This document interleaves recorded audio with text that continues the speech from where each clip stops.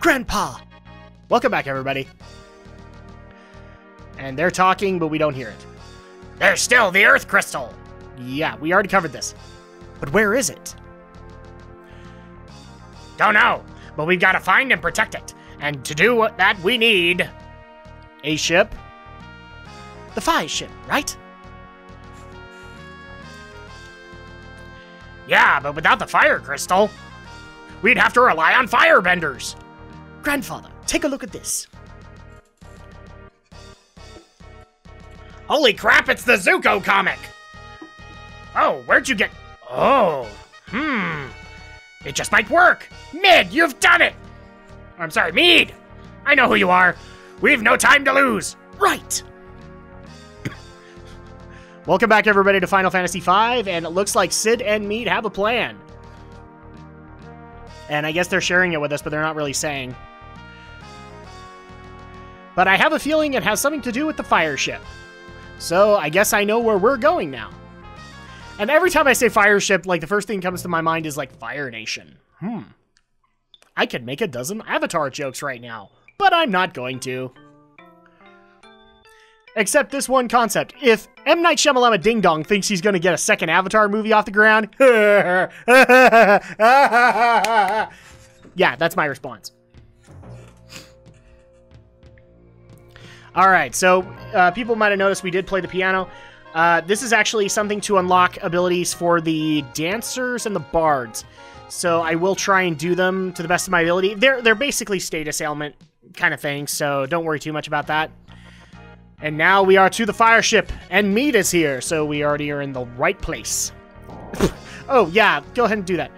Out of my way, boys! I just realized what I did with this character. You'll have to excuse Mead. He's all fired up.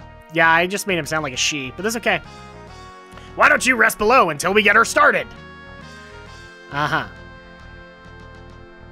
Funniest thing, how Sid's voice has now become what Galif's voice was originally, and now Galif is Lando. So, take that for what you want. Galif, what is it? You do look odd. More than usual, even. Are you alright? My head, baby. I felt like I could almost remember. Waffles, it's the meaning of life. Grandpa! Mead?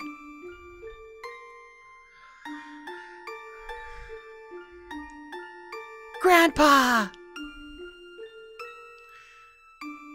Cryo, baby. Oh, that's horrible. Never mind. Ouch! Knock it off, Mead! I don't know what's going on right now. What's wrong with you? You silly old fool! You never gave up! Never! I thought we went through this already. And I didn't do it previously on here. Ow, hey, knock it off. Silly old fool!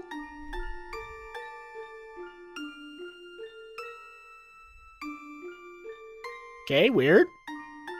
But we did see this girl before. Cryo, baby.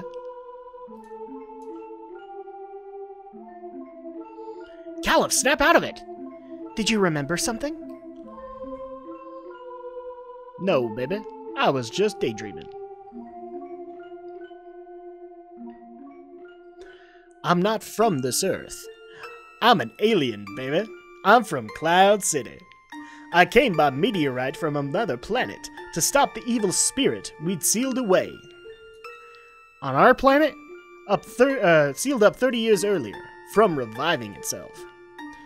Evil spirit? Revive? That's right, the Black Mage X-Death. 'Cause that's an ominous name right there, right?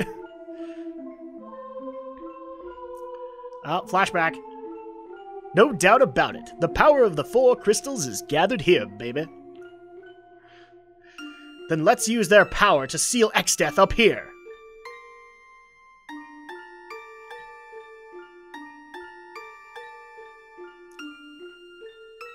And now we have Mode 7.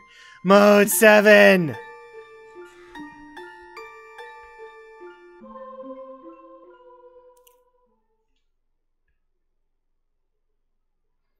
And so I came here by meteorite 30 years ago. Then Exdeath will be free if the four crystals are destroyed. I'd also like to point out I haven't aged a day. Right. Take of that what you will. Galuf! I still can't remember everything. But we can't let Exdeath free.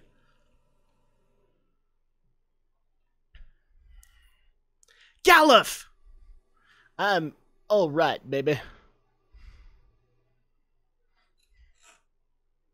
Okay, well, that's exposition dump if I've ever seen it.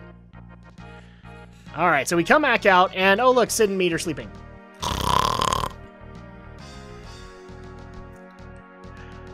I slept great.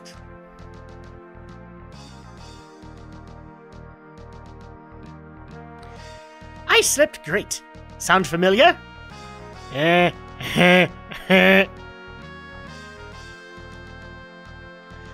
We finished. Now we can sail even without any wind. Nice. We'll find the Earth Crystal now. Because that's kind of obvious.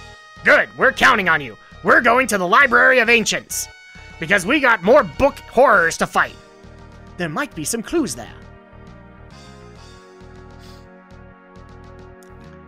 Alright, so now they have a plan, and we're going to start looking for the Earth Crystal. Let us know if you need us! Take care! And I actually just barely realized I could have totally done a Yugi and Grandpa kind of thing. Nah, this doesn't work for Sid. I like having the gruff voice for Sid. We're off. So now we actually have transportation. Aside from the dragon, we actually have a ship now. And we can control the ship, and so now we actually need to figure out where we're going, which is we are going to do a little bit of side questing. Because now we have access to the fire ship, we might as well do that while we can.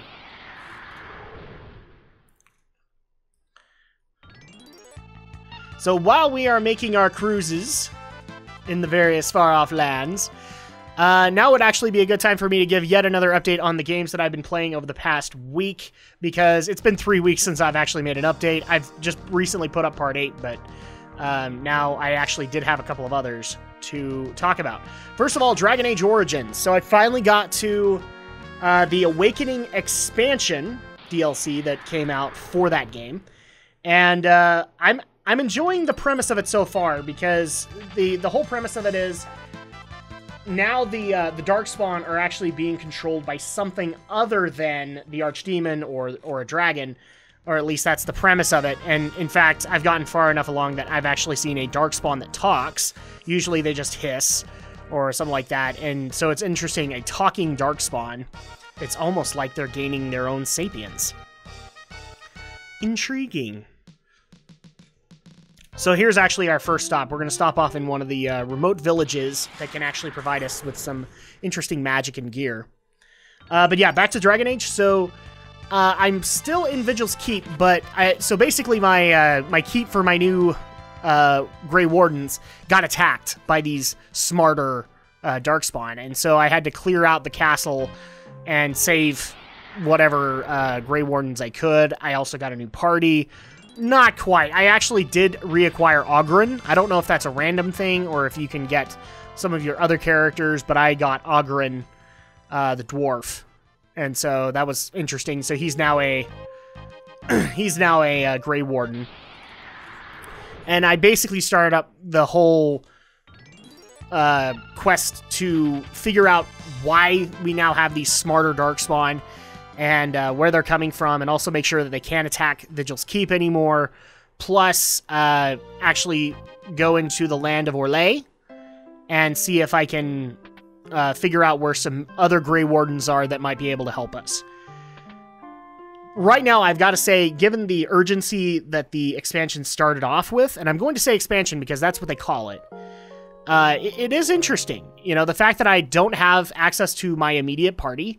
In fact, another interesting part, and I don't know if this is random or not, but I acquired 2 new party members and then had to initiate them as Grey Wardens, and I believe it's random, I don't know. But I actually had one pass the test and another didn't. And I found that interesting because, you know, Ogren passed it, so he's a Grey Warden now. The other one was a mage, so I have a healer, but the other one was technically my tank kind of character. And she died. Which made me sad face inside. So I have to re-recruit her, but then I also came across another interesting concept.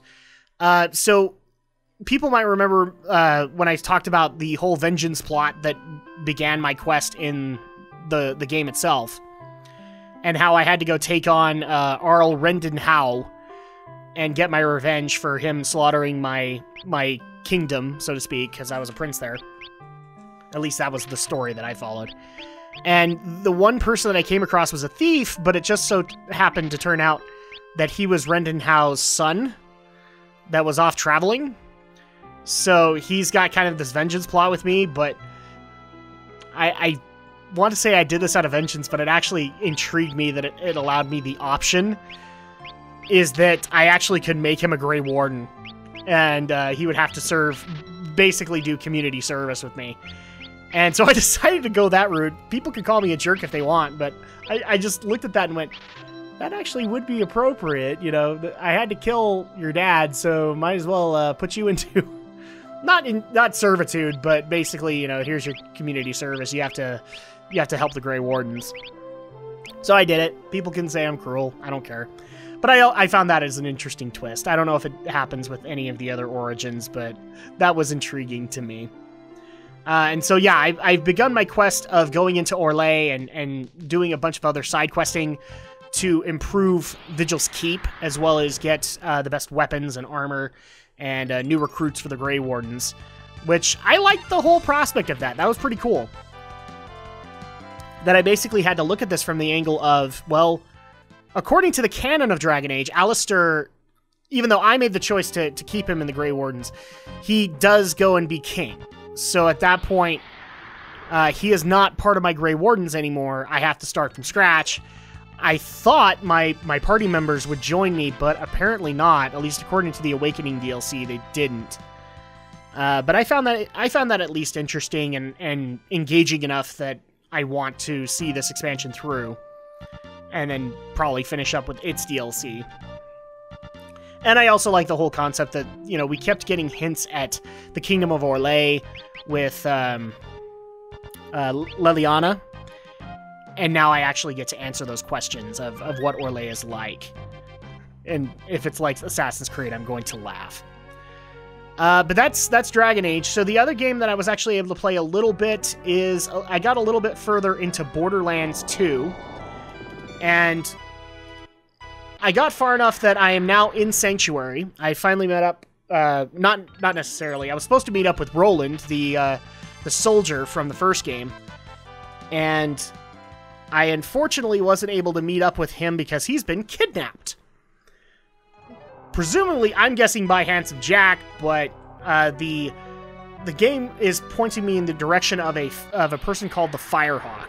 So I need to go find out who that person is. But in the meantime, I also got a bunch of side quests in Sanctuary, and so I wanted to take those on because one improvement that I can already tell you from the original Borderlands is the side dialogue. So I came across a guy, I can't remember his name off the top of my head, but he's like an Alan Quatermain kind of character, and I love his dialogue. So like every time I completed a quest, he actually would say, you know, oh, I thankfully you killed these 10 bullymongs, and good, by Jove, and all that. And I love that whole concept because it involves you in the world even more. If I were to dare make a complaint about WoW, is the quests that don't do this actually kind of irritate me, because sometimes I'm willing to read the text, sometimes I'm not. And I'm sure I'm missing out on good stories there, but a lot of the pertinent story is done with dialogue. So I do like the fact that Borderlands is doing this. Plus, the dialogue is funny in a lot of cases. I have also gotten to be introduced to Mad Moxie, because she has a bar in Sanctuary. I found out that apparently I get Roland's apartment as my own personal housing, which I found funny.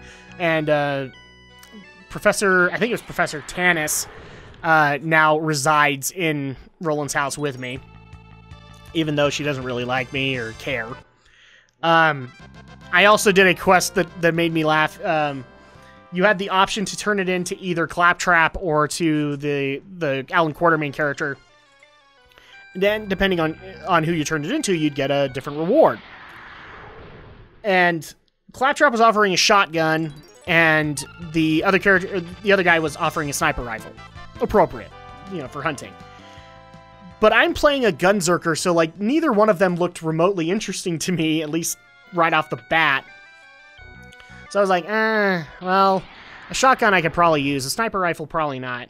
And so I went with Claptrap, and I thought for a second there I was going to have this guy forever hate me. And that's not the case, and I'm thankful for that. So he's just like, oh, well, I'm sorry that you didn't go with me, but I understand you couldn't resist the magnetism of a shotgun. And I appreciated that.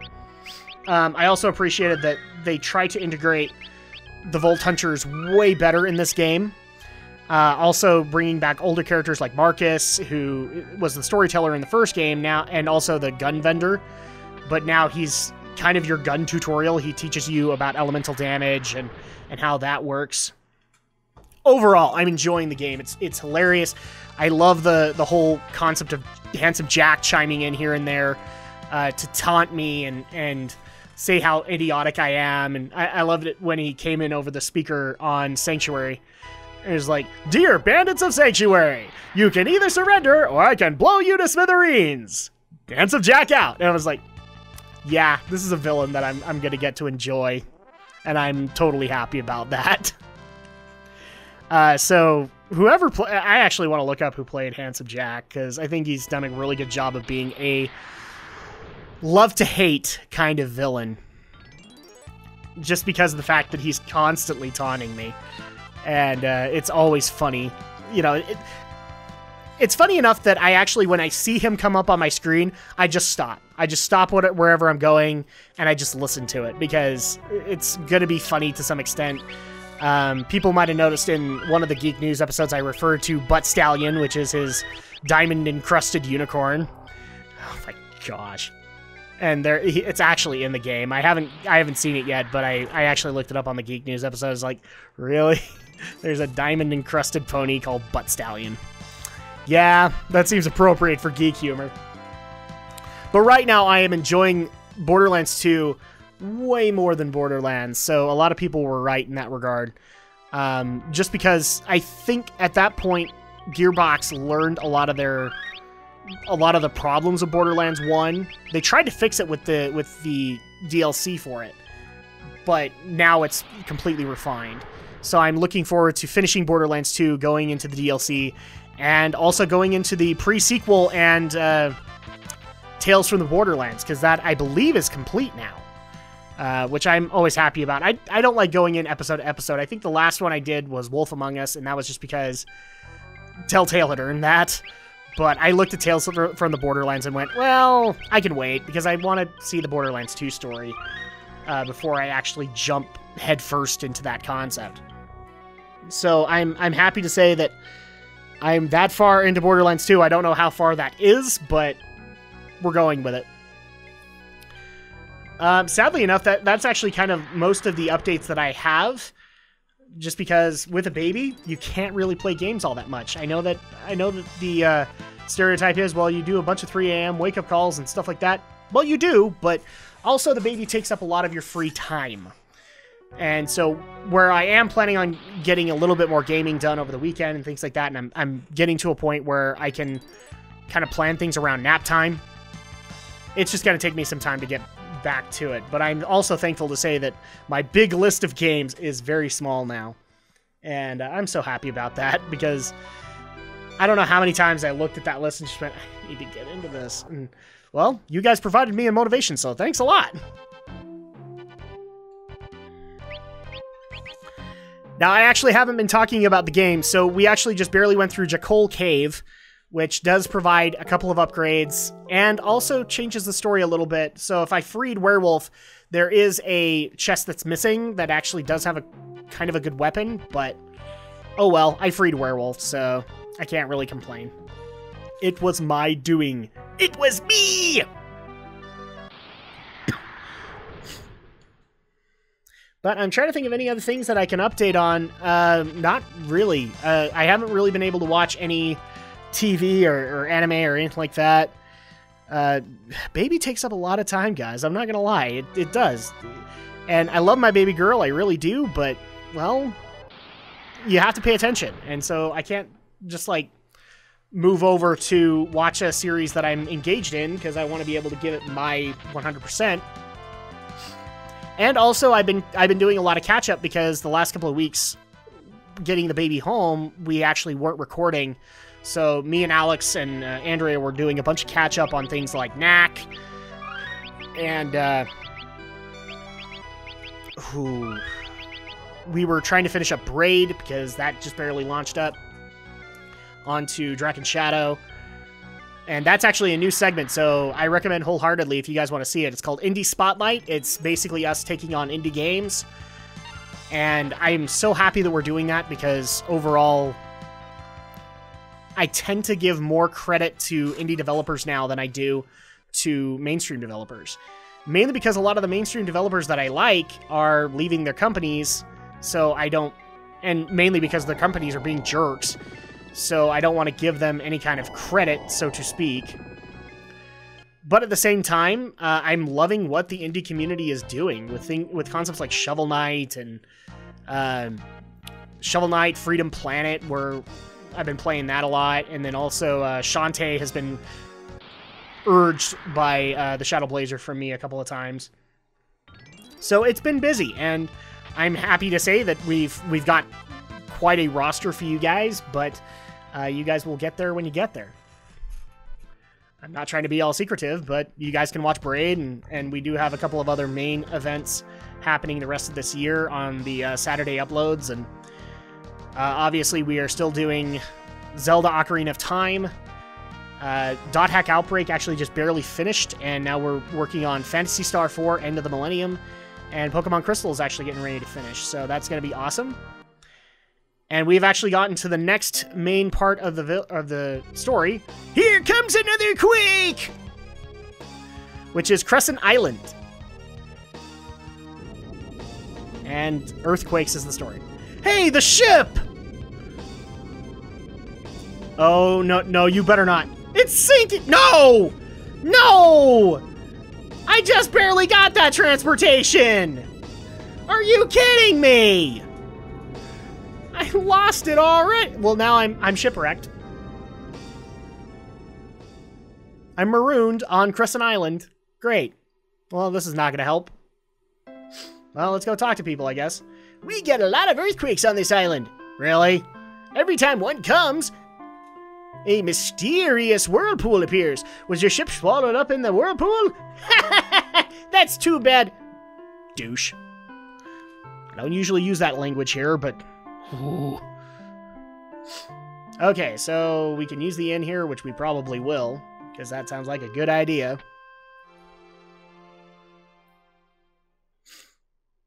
Oh, look, they're getting their rest. It's actually kind of funny. I'm like doing a lot of catch up these last couple of weeks, and it's draining me because I also want to spend time with my baby girl, and she's doing fine, by the way. A lot of people have actually been asking. She's doing fine. She's 3 weeks old and kind of fussy, but we still love having her.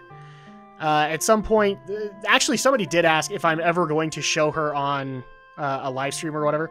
I'm not sure on that. I'll have to talk to baby's mama before I do that, because Andrea might have a different viewpoint on that.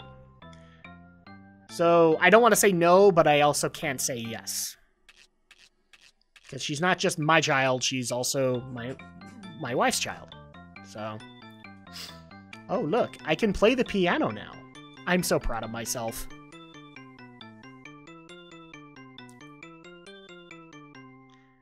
Kinda catchy. I'm getting better all the time!